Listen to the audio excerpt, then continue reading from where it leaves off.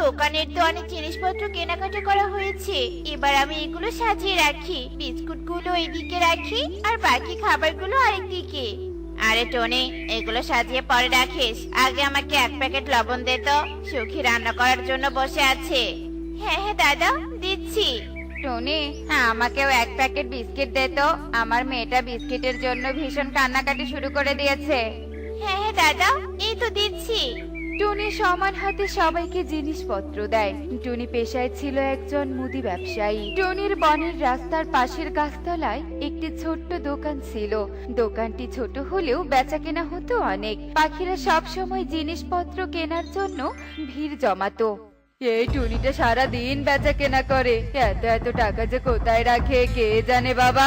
একদিন যদি এই ব্যবসা আমার হতো, সেই স্বপ্ন আমার স্বপ্নই থেকে যাবে। কালু কাক দূর থেকে টুনির এত এত উন্নতি দেখে আফসোস করতে থাকে। সন্ধ্যা তো পার হয়ে গেল, কিন্তু মা এখনো আসছে না কেন? মায়ের মনে হয় আজ কাজের চাপ অনেক বেড়ে গেছে। আমি বরং এবার পড়াশোনায় মনোযোগ দেই। মা টোকে, বাড়িতে আছিস? একটু বাইরে বেরিয়ে আয় না। হ্যাঁ মিশু, বলো, যাচ্ছি আমি। কে মা এভাবে শুয়ে আছে কেন? কি হয়েছে মায়ের? মা ঠিক আছে তো? আসলে আজ দোকানে তোর মা মাথা ঘুরে পড়ে গিয়েছিল, আমরা সবাই নিয়ে এলাম। তুই তোর মাকে ঘরে নিয়ে যা, আমরা ডাক্তারকে ডেকেছি, ডাক্তার এসে দেখে যাবে। তোমাকে অনেক ধন্যবাদ মিশু, তোমাকে অনেক ধন্যবাদ। মা, ঘরে চলো মা, ডাক্তার এসে এক্ষুনি তোমাকে দেখবে, তুমি ঠিক সুস্থ হয়ে যাবে।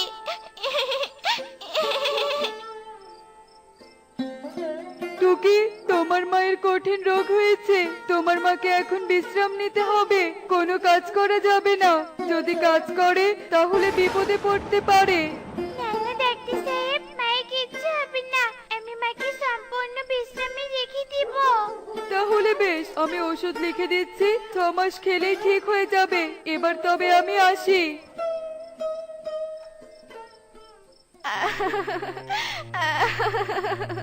কি হয়েছে মা? তুমি এভাবে কাঁদছো কেন? তোমাকে শরীর খারাপ লাগছে আজও? না রে মা, এবার আমাদের কি হবে? কি করে আমাদের সংসার চলবে? আর এত এত ঔষধ আমি কি দিয়ে খাবো? দোকানটা এবার চলবে কি করে? তুমি এসব ভেবো না তো মা, আগে যেভাবে চলেছে এখনো সেভাবেই চলবে। আমি সবকিছু ভেবে রেখেছি। শোনো, এখন থেকে পরিশ্রম আমি করব, দোকানও আমি করব। কি বলছিস রে মা? তুই তো অনেক ছোট, তুই এত ছোট হয়ে কি করে সব সামলাবি? হ্যাঁ, আমি হলাম তোমার মেয়ে, আর তোমার মেয়ে হয়ে এসব কাজ আমি করতে পারবো না। আমি পড়াশোনা সহ সব কাজ একা হাতে সামলাবো। টুনি মেয়েকে বাধা দিতে চেয়েও মেয়ের এমন আত্মবিশ্বাস দেখে আর বাধা দেয় না। পরদিন সকালে টুকি মায়ের মতো দোকানে চলে আসে। আরে, ভেবেছিলাম এই টুনির দোকানটা এবার বন্ধ হয়ে যাবে আর আমি এবার একাই ব্যবসা করব, কিন্তু তার হলো কই। এই টুনির মেয়ে দেখছি ঠিক হাজির হয়ে গেছে। কালুর আগে গজগজ করতে থাকে। এরপর কালু টুনির দোকানের পাশে একটা দোকান দেয়। শুরু হয়ে যায় কালু ও টুকির মাঝে প্রতিযোগিতা। টুকি, আমাকে 1 কেজি ডাল দে তো। টুকি, আমাকে 1 কেজি চাল দে, বড্ড তাড়া আছে আমার। এভাবে একটার পর একটা পাখি এসে টুকির কাছে ভিড় জমাতে থাকে। অন্যদিকে ছোট্ট টুকি এত কিছু একা একা সামলাতে গিয়ে হিমশিম খেয়ে যায়। একে টুকি, তুই তো আমাদের ঠিকভাবে জিনিসপত্র দিতেই পারছিস না। 1 কেজি চাল নেওয়ার জন্য কি 1 ঘন্টা দাঁড়িয়ে থাকবো নাকি? হ্যাঁ হ্যাঁ, আমাদের তাড়া আছে, চলো ময়ূরী দিদি, আমরা পাশের দোকানে চলে যাই। না না, দিচ্ছি আমি, তোমরা চলে যেও না। টুকি এত করে বলার পরও পাখিরা কোনো কথাই শোনে না। তারা কালু কাকের দোকানে চলে যায় আর জিনিসপত্র কিনতে থাকে।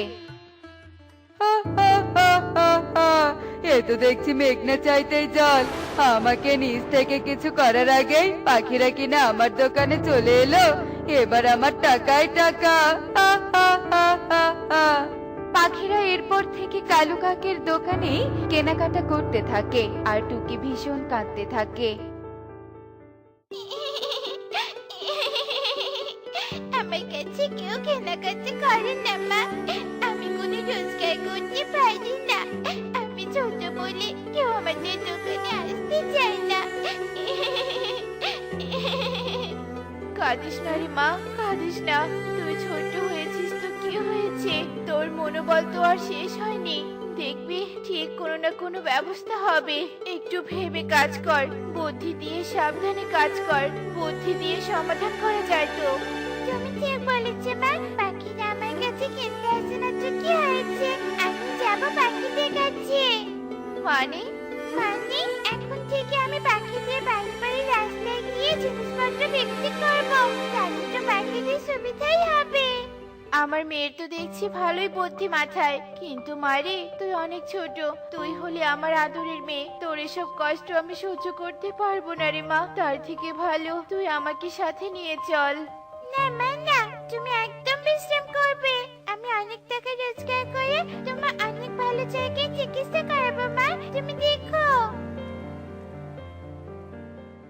হে সৃষ্টিকর্তা, আমায় কেন এমন অসুস্থ বানালে?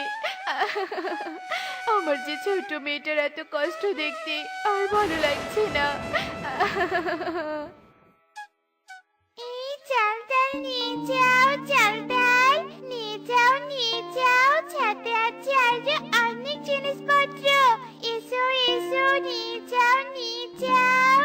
আরে টুকি, ভালোই হলো, আমি অসুস্থ শরীর নিয়ে দোকানে যেতেই পারছিলাম না, এখন তো বাড়িতে বসে কেনাকাটা করতে পারবো। দে দে, চাল ডাল দে আমাকে। এই নাও মাসি। সত্যি টুনি ওর মেয়েকে অনেক ভালো শিক্ষা দিয়েছে। এত ছোট ছানা হয়ে কিনা সংসারের দায়িত্ব নিয়েছে। ও যদি এভাবে পরিশ্রম না করতো, ওদের মামের যে কি হতো। ঠিক বলেছো সখী দিদি, ও হলো টুনির পরিশ্রমী মেয়ে। চলো এবার বাড়িতে যাওয়া যাক। টুকি এভাবে বাড়ি বাড়ি গিয়ে জিনিসপত্র বিক্রি করতে থাকে। এভাবেই দিন কাটতে থাকে। টুকি দিন দিন বেশ রোজগার করতে থাকে। মা টুকি, সারাদিন পরিশ্রম করে তো বাড়িতে ফিরিস, তাহলে এখন আবার এত রাত করে পড়ছিস? আয় মা, শুয়ে পড়। আর আমি মা হয়ে স্বার্থপরের মতো তোকে দেখছি। শুধু কি কাজ করলে হবে, পড়াশোনা তো করতে হবে। সামনে পরীক্ষা না, আমি তো বেশ টাকা জমিয়েছি। আর কিছু টাকা হলে তোমাকে আমি শহরের বড় হাসপাতালে নিয়ে যাব, দেখো। তোমাকেও যে কষ্ট পেতে দেখতে আমার আর ভালো লাগছে না মা। টুকি মায়ের অসুস্থ শরীরের দিকে তাকালেই সারাদিনের সব দুঃখ কষ্ট ভুলে যেত। সে দিনরাত পরিশ্রম করে মায়ের চিকিৎসার জন্য টাকা জমাতে থাকে। এভাবেই দিন কাটতে থাকে। কি ব্যাপার, ওই টুনির মেয়ে তো আর দোকান করছে না, তাহলে পাখিরা আবার আমার দোকানেও আসছে না কেন? কি হচ্ছে কিছুই তো বুঝতে পারছি না। কালু, তুমি বুঝবে কি করে? ওই টুনির মেয়ে টুকি তো এখন বাড়ি বাড়ি গিয়ে জিনিসপত্র বিক্রি করতে থাকে, তাই তো দোকানে কেউই আসে না। তুমি কি বলছো কাকুলি? এত বড় কথা তুমি আমাকে আগে বলনি। এবার কি আমরা পথে বসবো নাকি? কালু শোনো, আমার মাথায় একটা কুবুদ্ধি এসেছে। বুদ্ধিমতো কাজ করতে পারলে ওই টুনি আর ওর মেয়েকে আমরা উচিত শিক্ষা দিতে পারবো। কি বলছো কি কাকুলি? আমায় সবটা খুলে বলো তো। আরে বাহ, এটা তো বেশ দারুণ বুদ্ধি। আচ্ছা, তাহলে সেই প্ল্যান অনুযায়ী কাজ করা যাক। একি টুকি, হায় হায়, একি সর্বনাশ। একি টুকি, তোর সবজির নিচে কিনা খেলনা লুকিয়ে রেখেছিস? এই খেলনা তো আমার কুহুর, কাল এই খেলনা হারিয়েছে। তার মানে কি? না না মাসি, এই খেলনা এখানে এলো কি করে আমি তো জানি না। সত্যি বলছি, আমি কোনো খেলনা চুরি করিনি। নাটক! তাহলে কি খেলনা উড়ে উড়ে এসেছে? তোর জিনিসপত্র বিক্রির নামে কিনা চুরি? হ্যাঁ মাসি, আমি সকালে কুহুকে খেলনার জন্য কাটতে দেখেছি। ছি ছি ছি ছি, তাহলে এই ছিল তোর মনে টুকি? না না, এমন চোর পাখির স্থান আমাদের মনে থাকতে পারে না। আজ খেলনা চুরি করেছিস, কাল যদি অন্য কিছু চুরি করিস। এবার বোঝ কেমন লাগে। তুই বাড়ি থেকে বের হওয়ার সময় এমন ভাবে খেলনাটা রেখেছি না, তুই বুঝতেই পারিসনি। হ্যাঁ, তোরা কেউ টুনিকে নিয়ে আয়, আজ মা মেয়েকে তাড়িয়ে দিব। আমাদের বনে কিনা চুরি। থামো, তোমরা কিনা এই অসহায় ছানাটার সাথে এমন করছো? এ কি পরি? হ্যাঁ, আমি আজ এখানে আসতে বাধ্য হলাম। তোমরা কিনা কালু কাকুলির ফাঁদে পড়ে এই ছোট্ট ছানাকে শাস্তি দিচ্ছ। মানে শোনো, টনির এই ছানা ভীষণ পরিশ্রম করে। আমি অনেক আগে থেকে ওকে দেখছি, কিন্তু এই কালু কাকুলি যে এদের ক্ষতি চায়। এই দেখো, জাদুই আয়নায় দেখো। কালু শোনো, আমি কাল টুকির ঝুড়িতে কুহুর খেলনা লুকিয়ে রাখবো, আর সবার কাছে ওকে চোর প্রমাণিত করব। তাহলে ওদের সবাই এ বন থেকে তাড়িয়ে দিবে, আর তুমি আর আমি একাই এ বনে দোকান করব। ছি কাকুলি দিদি, ছি, তোমরা এত নীচ। একটা ছোট্ট ছানা কত সংগ্রাম করছে, আর তোমাদের এত হিংসে। আমাদের ক্ষমা করে দাও। কাকুলি অনেক ক্ষমা চায়, কিন্তু ওদের কেউ ক্ষমা করে না। সবাই কালু কাকুলিকে বন থেকে তাড়িয়ে দেয়। এদিকে টুকি টাকা জমিয়ে মায়ের উন্নত চিকিৎসা করে মাকে সুস্থ করে তোলে, আর টুনি আবারও ব্যবসার হাল ধরে।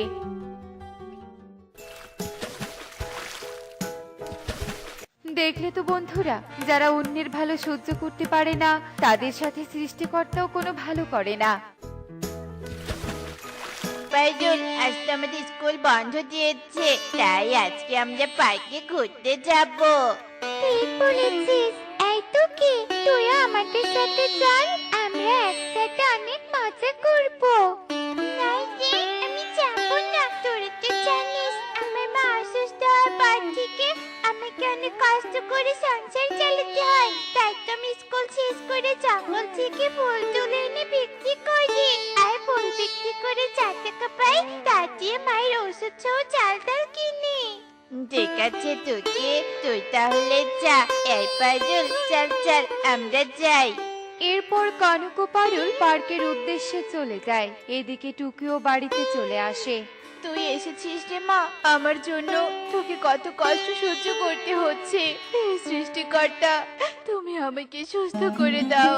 আমি যে আমার মেয়ের কষ্ট নিজের চোখে দেখতে আর পারছি না। কেঁদো না মা, তুমি দেখবে তুমি খুব তাড়াতাড়ি সুস্থ হয়ে উঠবে। আর আমার এত কষ্ট হচ্ছে না মা, তুমি তো আমার অসুখ হলে কত সেবা যত্ন করতে, তাই তো আমিও তোমার সেবা করছি। যাই মা, আমি এখন জঙ্গলে ফুল তুলতে চাই। এরপর টোকিও জঙ্গলে ফুল তুলতে যায়, আর জঙ্গলের ফুল তুলে এনে বেশ কয়েকটা মালা বানায়। এরপর সেই মালাগুলো বাজারে বিক্রি করতে চলে যায়। এই মেয়ে, তোর এই ফুলের মালার দাম কত? 10 টাকা গো মাসি। চুপ কর, এগুলো জঙ্গলের ফুল হওয়া সত্ত্বেও 10 টাকা দাম। এই নে 5 টাকা, আর আমাকে একটা ফুলের মালা দে।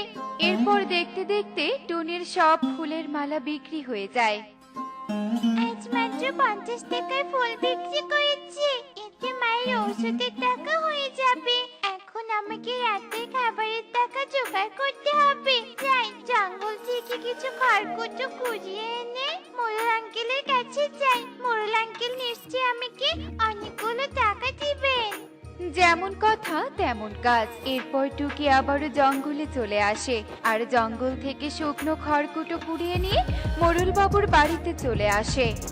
আঙ্কেল, ও আঙ্কেল, আমি আপনার জন্য অনেকগুলো শুকনো খড়ি কুড়িয়ে এনেছি। এগুলো নিয়ে আমাকে কিছু টাকা দিন না। খুব ভালো করেছিস রে মা, আমাকে আর কষ্ট করে খড়ি কেনার জন্য বাজারে যেতে হবে না। এই নে 100 টাকা। আর শোন, এখন থেকে রোজ শুকনো খড়ি কুড়িয়ে দিয়ে যাস তো, তাহলে আমি তোকে রোজ 200 করে টাকা দিব। 200 টাকা? এতে তো মায়ের ওষুধ সহ আমাদের খাবার কেনা হয়ে যাবে। আচ্ছা ঠিক আছে আঙ্কেল, আমি এখন থেকে রোজ তোমাকে শুকনো খড়ি দিয়ে যাবো। এরপর টুকি টাকা নিয়ে বাজারে চলে যায়, আর বাজার থেকে চাল ডাল ও তার মায়ের জন্য ওষুধ কিনে বাড়িতে চলে আসে। আর এভাবে দেখতে দেখতে বেশ কিছুদিন কেটে যায়। একে আঙ্কেল, তুমি এই গাছটাকে এভাবে আঘাত করছো কেন? এই গাছটা কেটে আমি আমার ঘরের আসবাবপত্র বানাবো। তুই কুড়ালের সামনে থেকে সরে যা, তা না হলে কুড়ালের আঘাত তোর শরীরে লাগতে পারে। তাই তো আঙ্কেল, এই গাছটাকে তুমি কেটো না। এই পুরো জঙ্গল ঘুরে দেখেছি, এই গাছটা সব থেকে বড়, আর এই গাছটার ছায়ার নিচে সবাই এসে বিশ্রাম নিতে পারে। তাই তুমি অন্য কোনো গাছ কেটে নিও আঙ্কেল। এইটুকু মেয়ে হয়ে আমাকে জ্ঞান দিতে এসেছিস? যা বলছে এখান থেকে চলে যা, তা না হলে তোকে এমন মার মারবো যে আর উঠে দাঁড়াতে পারবি না। কালুর কথায় ভয় পেয়ে টুকি সেখান থেকে চলে যায়। আর কিছুক্ষণ পর টুকি কালুর চোখ ফাঁকি দিয়ে সেই মোটা গাছটার মগডালে গিয়ে লুকায়। তাই যে কালু,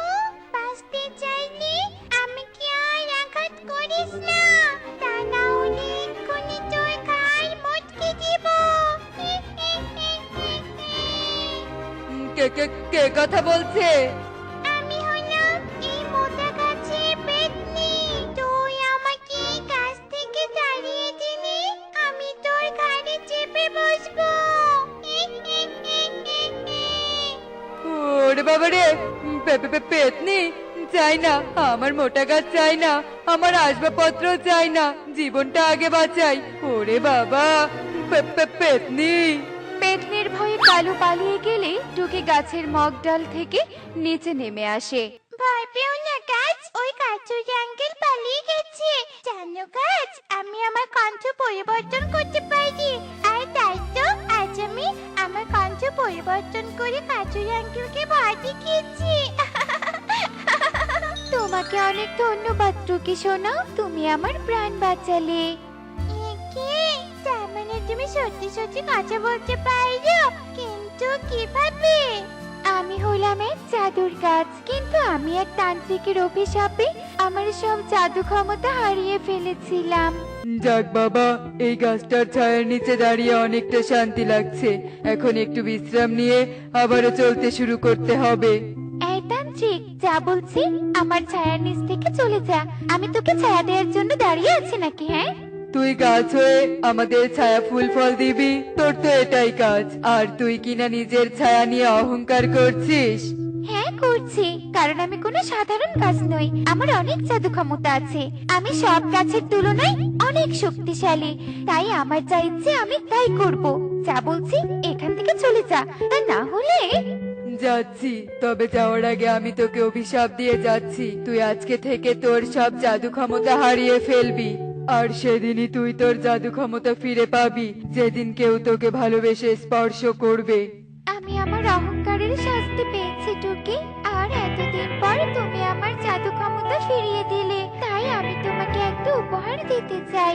এটা একটা জাদুর বাঁশি, এই বাঁশিতে ফু দিলে আকাশ থেকে অনেকগুলো গোলাপি কেক পড়বে। তবে এই বাঁশি দিনে একবার ব্যবহার করতে পারবে, ভুলেও দুবার বাঁশিতে ফু দিও না, তাহলে তোমার অনেক বড় বিপদ হবে। সত্যি বলছো? তাহলে তো আমি কেকের দোকান করে আমার মায়ের চিকিৎসা করতে পারবো। আমার মা আবার আগের মতো সুস্থ হয়ে যাবে। আমি এবার আসি গাছ। এই কথা বলে টুকি খড়ি কুড়ানো ছেড়ে দিয়ে জাদুর বাঁশি নিয়ে বাড়িতে চলে আসে। এবার আমি এই জাদুর বাঁশিটা পরীক্ষা করে দেখি তো। আরে বাহ, সত্যি তো এ আর জাদুর বাঁশি। যাই, কেকগুলো থালা গাড়িতে করে নিয়ে বনে বনে বিক্রি করি, আর কিছু টাকা হাতে এনে আমি বনে একটা দোকান দিব। টুকি বনের ভেতরে একটা গোলাপি কেকের দোকান দেয়। তোমার মা এখন ঠিকভাবে চলাফেরা করতে পারবে টুকি। আমরা অপারেশন করে তোমার মায়ের পা ভালো করে দিয়েছি। কি মজা, কি মজা! আমি আগের মতো আমার মায়ের সাথে চলাফেরা করতে পারবো, তাই না মা? হ্যাঁ রে মা, কিন্তু তুই এত টাকা কোথায় পেলি বললি না তো? এরপর টুকি তার মাকে সব কথা খুলে বলে। আমাদের গোলাপি কেকের ব্যবসা অনেক ভালো চলছে মা, আর আমাদের কোনো কষ্ট করতে হবে না। এখন থেকে তুমি আর আমি মিলে আমাদের কেকের দোকানটা চালিয়ে অনেক সুখী দিন কাটাবো মা। আর পরের দিন থেকে টুনিও তাদের গোলাপি কেকের দোকানে গোলাপি কেক বিক্রি করতে থাকে।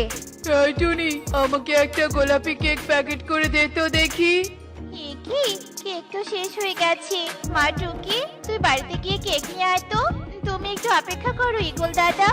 এই টুনিরা হঠাৎ করে এরকম গোলাপি কেক কোথায় পাচ্ছে? না না, আজ আমাকে দেখতেই হবে।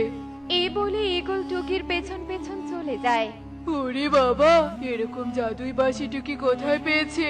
যেভাবে হোক এই বাঁশি আমার চাই চাই। হা, হা, হা, হা, হা। এবার এই বাঁশিতে ফু দিয়ে আমিও টুকির মতো গোলাপি কেক পাবো, আর আমিও আরো বেশি ধনী হয়ে যাব। এই বলে ঈগল যেই না বাঁশিতে ফু দেয়, সাথে সাথে উপর থেকে একদল মৌমাছি এসে ঈগলকে কামড়াতে শুরু করে। ওরে বাবা রে, ওরে মারে, মরে গেলাম রে, মরে গেলাম। এ কেমন বাঁশি রে বাবা, এই বাঁশি আমার চাই না। এই ছাড় বলছি, বজ্জাতের দল, ছাড়, ছাড় আমাকে। ওরে বাবা রে বাবা, টুনি রে, তোরা আমাকে বাঁচা। এরপর ঈগল টুনির দোকানের দিকে দৌড়াতে থাকে, আর মৌমাছির দলেরাও ঈগলের পেছন পেছন দৌড়াতে থাকে। টুনি রে টুনি, তোরা আমাকে বাঁচা, আমি আর কখনো লোভ করব না। এই নে তোদের বাঁশি, আর এই মৌমাছির হাত থেকে আমাকে বাঁচা। ঈগল টুনিকে বাঁশিটা ফিরিয়ে দেওয়ার সাথে সাথে মৌমাছিগুলো অদৃশ্য হয়ে যায়। এ কি, মৌমাছিগুলো কোথায় গেল? আর এই বাঁশিতে আমি ফু দিয়ায় কেক না পড়ে মৌমাছি এলো কোত্থেকে বলতো? লোভী ফলঙ্কিত, এই বাঁশি হলো জাদুর বাঁশি। তুমি লোভ করেছো বলে এমন শাস্তি পেয়েছো। লোভী আঙ্কেল। দেখলে তো বন্ধুরা, লোভের পরিণতি কেমন হয়। তাই আমাদের লোভ করা উচিত নয়। এমনই সব মজার মজার শিক্ষণীয় টুনি পাখির গল্প দেখতে আমাদের সাথেই থেকো। আর গল্পটি কেমন হয়েছে তা কমেন্টে জানাতে ভুলো না কিন্তু। Bye bye.